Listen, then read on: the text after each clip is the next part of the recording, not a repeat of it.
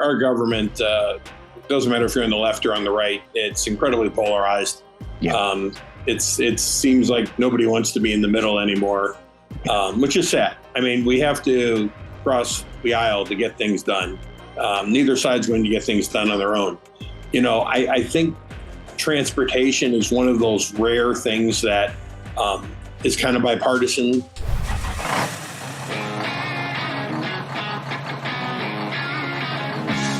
Welcome to the State of the Industry podcast with John Elliott, a third-generation transportation professional, chairman of the Truckload Carriers Association, and founder and CEO of Load One, and me, your host, Brandon Baxter.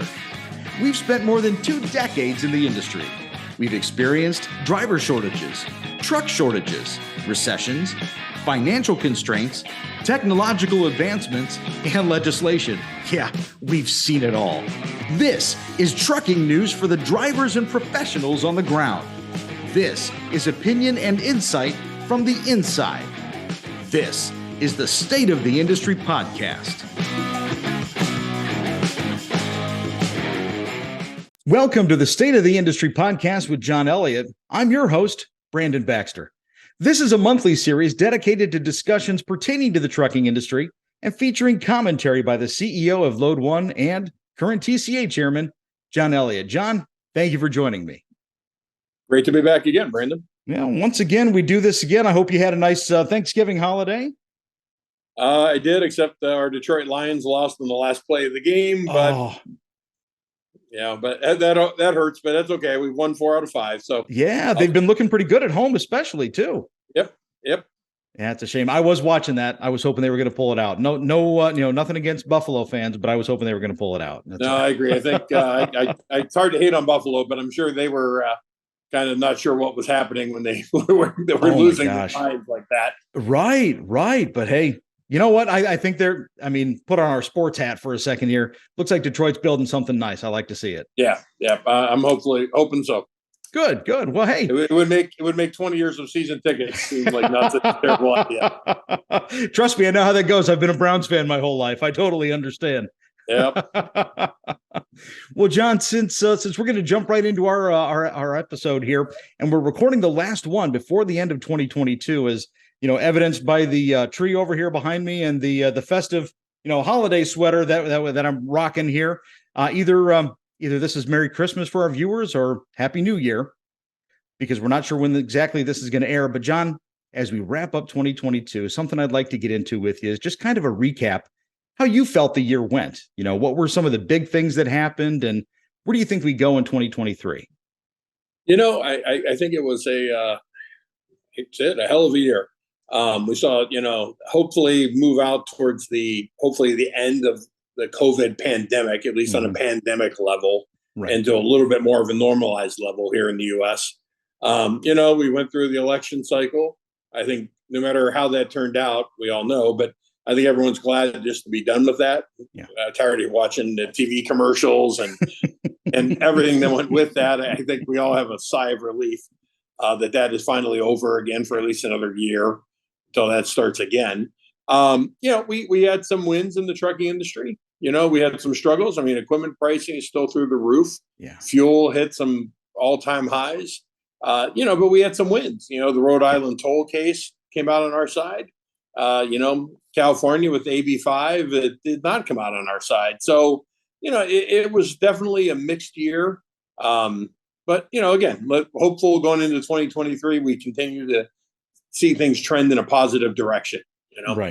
Right. How much of that do you feel that might linger from this year into the next? I mean, do you think there's going to be a lot of carryover, or do you feel it's something that, I know everyone wants to start fresh when the clock hits midnight, but yeah, I would love to say that, but I don't know what the new normal is anymore.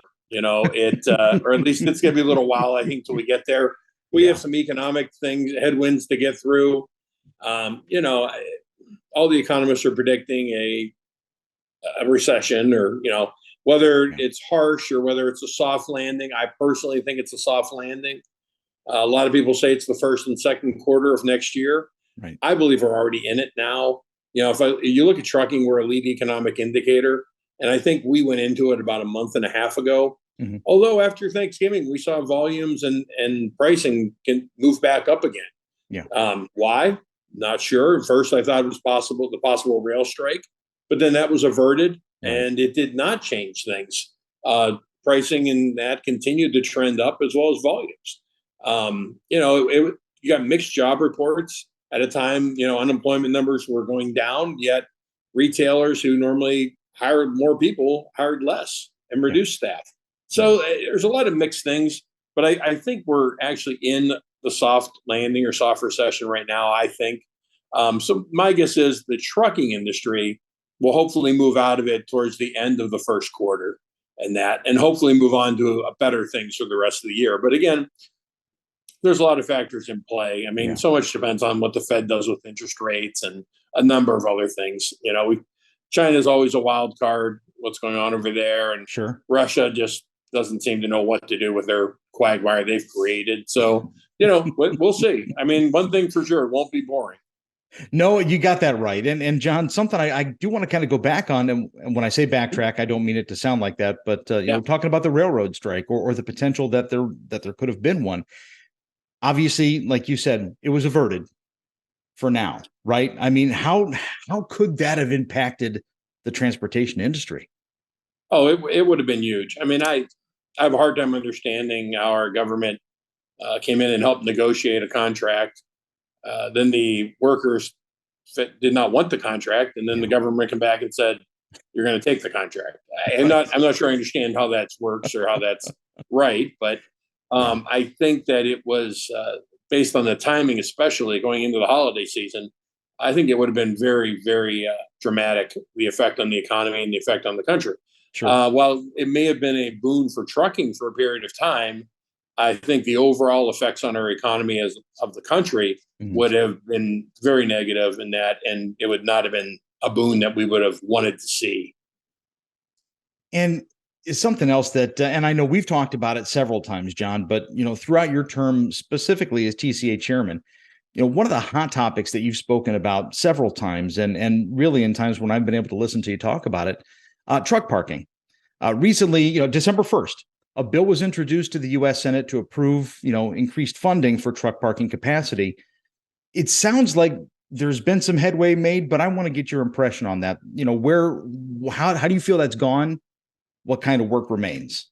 We don't have a victory there yet, but I think we're moving in that direction. I think it's a bipartisan issue that both sides are getting behind. Yeah. The House T&I committee moved it forward to the House floor for a vote. It has not been taken up for a vote yet.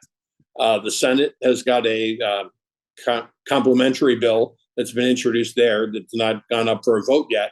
But I think that it's a bipartisan issue. I think that people can get behind it. And that I think it provides a funding mechanism, not only for the parking to get created, but also allowing funding and grants that for the maintenance of it. Because a lot of the states, that's really where they fell back, was they claimed that they couldn't afford to maintain it. And that's why you saw a lot of rest stops and rest areas and things like that close over the years. So we're not there yet, but I'm feeling pretty good about it, that I would be surprised if we don't see that by mid first quarter pass. Well, and like you said, John, I mean, again, rewinding to what we were discussing, even on our last episode about the elections, it's nice to see the bipartisan workmanship going, actually, as you've put it before, reaching across the aisle to help out in cases like this. I mean, just for a quick second, talk a bit about, the impact that's had, from what you've seen and on the industry.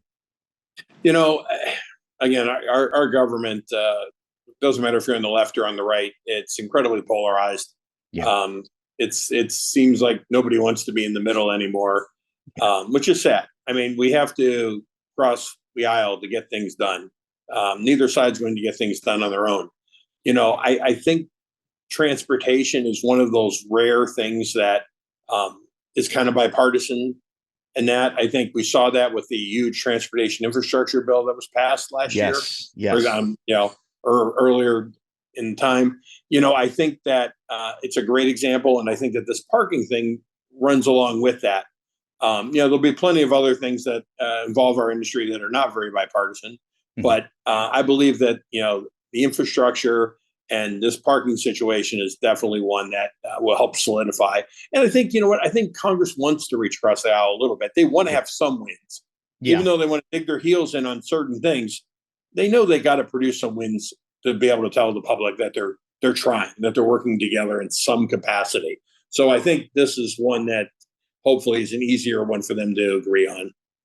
And with that, I mean, I think that's interesting what you said about that, because kind of when they're putting on the face, right? Speaking of our government, our Congress, right? When they're putting on that face that, hey, one side's taking one and the other side's taking another, is trucking that middle ground? I mean, is that what it seems like? Once upon a time, I don't think it was, but I think we've moved into that middle ground.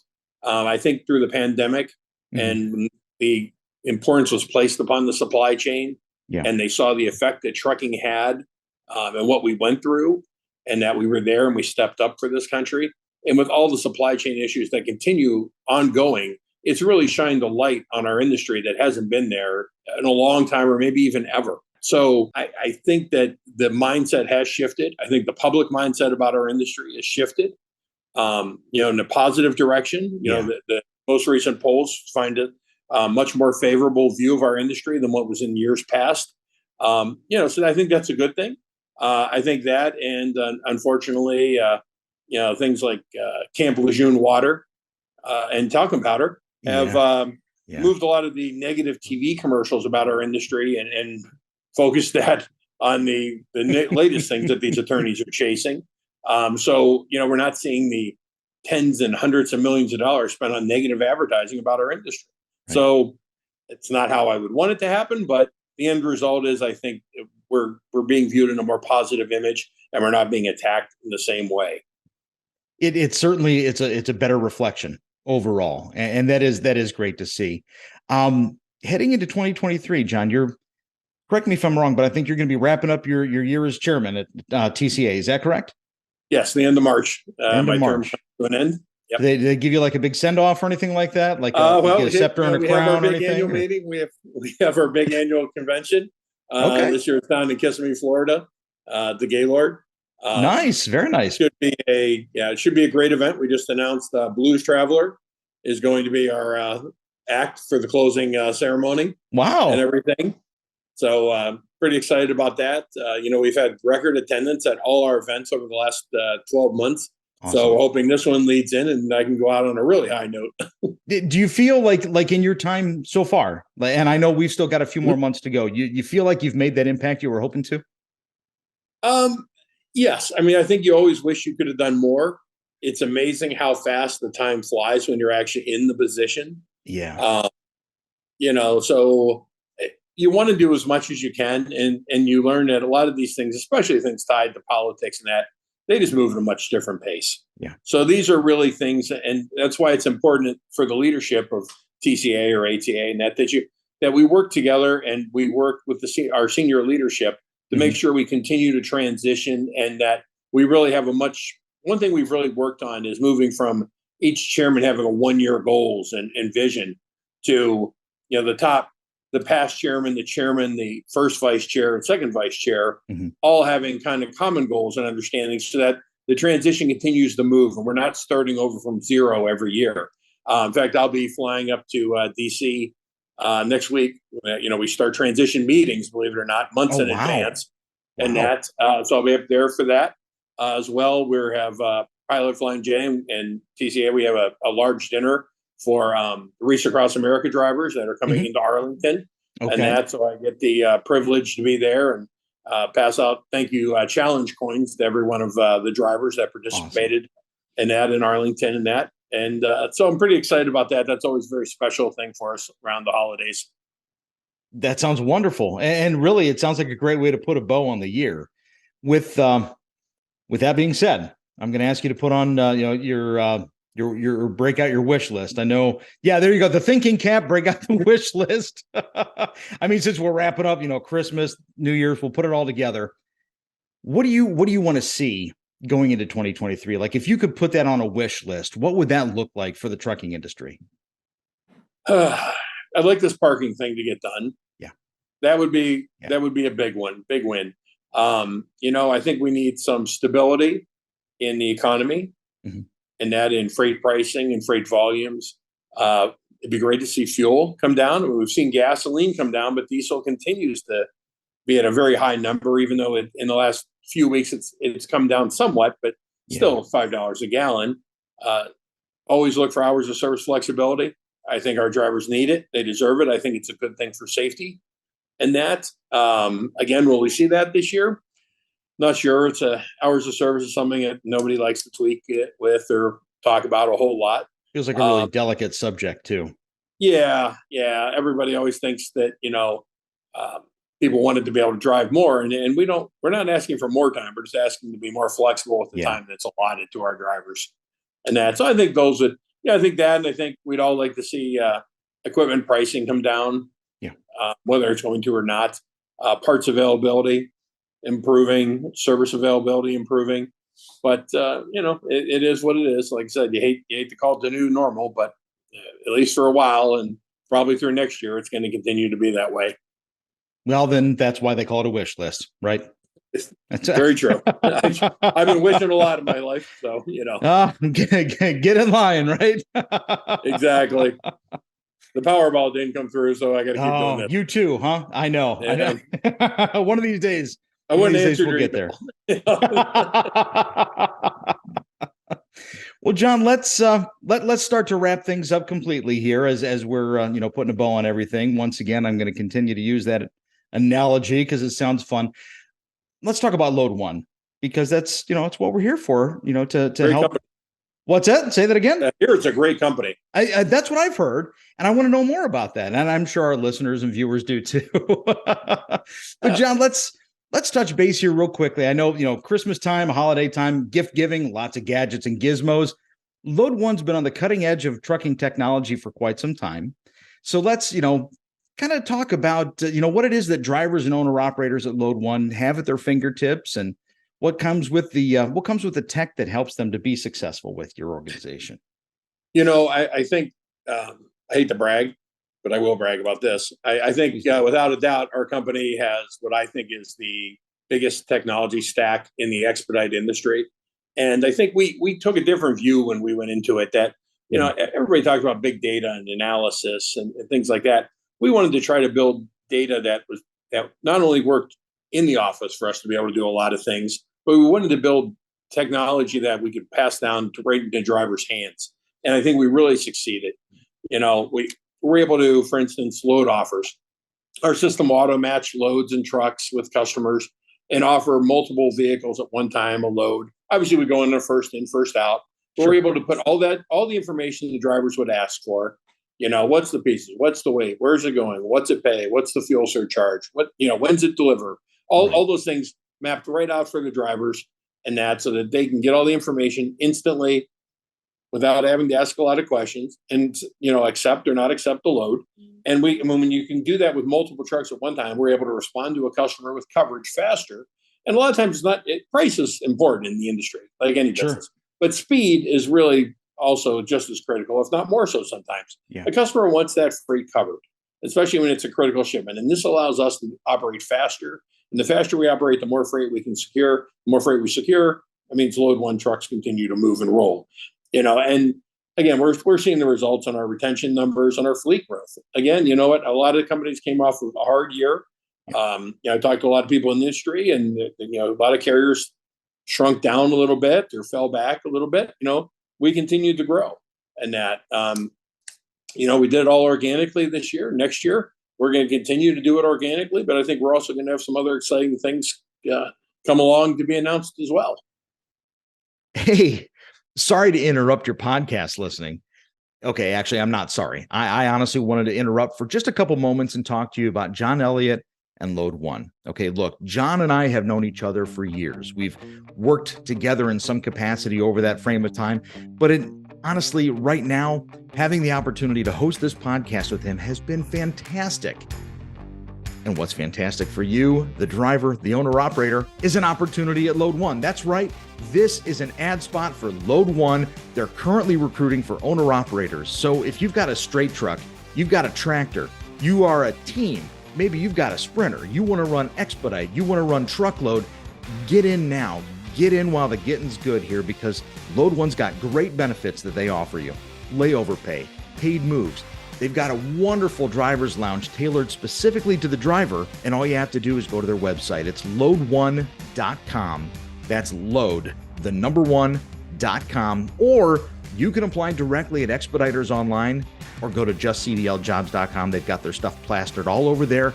You click on the link, you fill out the application, and I promise you, driving with Load One is going to be the best decision that you've ever made. All right, now back to the podcast. The drivers would always, back in the day, they'd call dispatch. Hey, what are you seeing? Where should I move? Yes. What are you thinking? Yeah. Well, you're talking to one driver's talking to one dispatcher. That one dispatcher knows what he saw in emails or phone calls. Right. But when you've got an operation with 70, 80 people working there, that's not a very holistic view.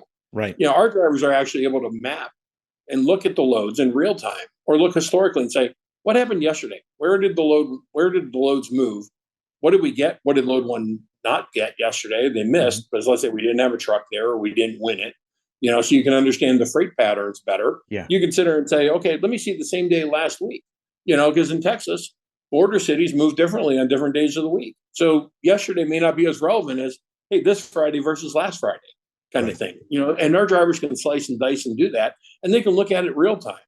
And that, as well, then they can decide if they're going to position themselves. They can see where the rest of the fleet is and vehicles their size. And as well, at Load One, we're a very large broker in the expedite industry. Right. So we move a lot of freight on the other carriers. And our partners do an outstanding job for us. But we're able to then, aggregate where their trucks are, and it normalizes, or not, what term we're looking for is, it doesn't tell them who the truck company is or what unit number someone else, but they can get an idea of where trucks are, so that, my truck, our truck at Load One doesn't move right into a cluster where other trucks are, which is good for our drivers, but it's also good for the competition. They don't need another truck rolling up there when our truck will move 50 miles the other way and been in a better position to make money. And that's the ticket. If our drivers have good information, and I think that our drivers have more information than any driver does or owner operator does in the industry, they can make better informed decisions. And that's where your profit's made. It's all about making the right decisions. How has the feedback been from drivers over the years, drivers and owner operators? I mean, especially those that. Yeah, a couple of years ago when we started, it was like, oh my God. And then a month or two into it, our app would go down for like 30 seconds while they rebooted a server, and it was like the sky was falling. The calls to dispatch, the calls on the emails on, the Facebook posts. Oh my God, is the app down? It's amazing how fast the shift happened, and you realize once you have that technology, going back to, it'd be like this, going back to when you don't have Zoom and you can do those things. I mean, things that we take for granted now that just didn't exist not long ago. So it's amazing how fast the shift happens. It's funny when sometimes we'll have a driver or owner operator leave us, and how often when they'll come back, one of the biggest reasons they say was they were going crazy without the technology because they felt like they were trucking 20 years ago again, instead of being able to deal on a 2023 basis. Isn't that remarkable? I mean, like you said, a lot of times people, when they're introduced to new tech, they want to fight it. That's their natural reaction is to, right? But then they get acclimated quickly. That's fantastic. That's fantastic. Yeah. And like you said, sounds like you've got some more things coming down the pike here heading into 2023. We do. It's awesome. going to be a big year for Load One, and hopefully for the industry as well. Fantastic. Well, John, as we get ready to sign off here before the end of the old year 2022, and we're looking for 2023, anything else you want to throw out there? Anything else you want to say to the listening and viewing public?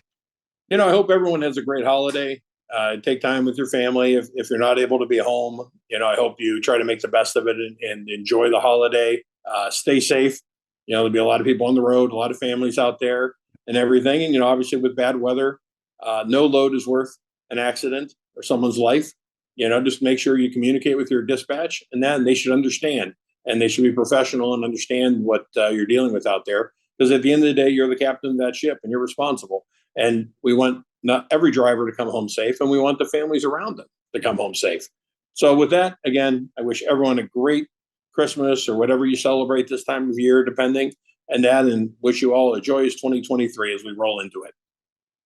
John, thank you very much. I have to say, happy holidays to you, Merry Christmas, and a Happy New Year. And thank you for the opportunity to be able to work alongside you with this project here. We're 5 episodes in. 2023's got more to come. Sounds good. All right. Well, thank you so much for joining us for the State of the Industry podcast with John Elliott. I've been your host, Brandon Baxter. Join us again next time as John and I are going to continue our discussion, all topics transportation. And don't forget to check out ExpeditersOnline.com and JustCDLJobs.com for access to over 150 carriers who are actively hiring, and that includes Load One. Until next time, this has been the State of the Industry podcast with John Elliott. For more information on Load One and how to apply for one of their posted job opportunities, go to load1.com. That's load1.com. And as always, be sure to check out our show notes for more information regarding Load One, Expediters Online, JustCDLJobs.com, and any other tidbits that were mentioned during our show. Until next time.